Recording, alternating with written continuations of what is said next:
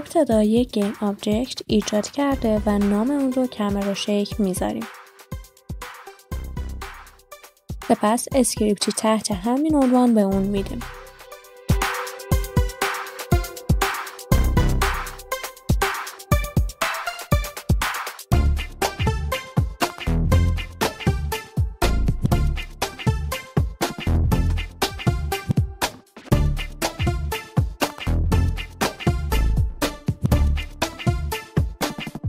بعد در زیر مجموعه کامرا شیک از پکیج سینماشین یک ویرچوال کامرا زیر مجموعه کامرا شیک اضافه میکنیم.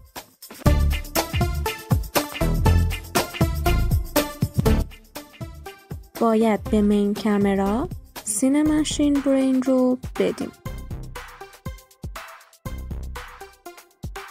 حالا وارد اسکریپت شده. سینگلتون کردن این اسکریپت جهت دسترسی آسان از سایر بخش ها. دسترسی به سینماشین ویرچوال کامرا. مجددا وارد ادیتور شده و در کامپوننت در قسمت نویز گزینه بیسیک مولتی چنل پرلین رو انتخاب میکنیم.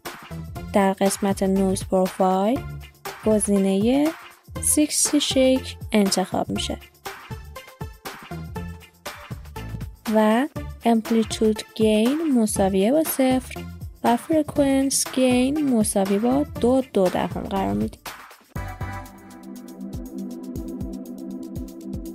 مجددا وارد اسکریپت شده و یک متغیر به نام سینماشین بیسیک مولتی چنل پرلین اضافه میکنیم برای دسترسی به ایجاد تغییرات شکل.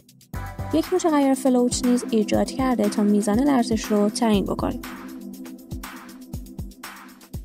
در توابع اویک و استارت موارد مورد نیاز سینگلتون کردن و گرفتن کامپوننت ها رو انجام میدیم و از طریق دو تابع زیر کدهای شیک کامرا رو مینویسیم. حالا برای صدا زدن این فانکشن در هر دو این پروژه به این شکل عمل میکنیم.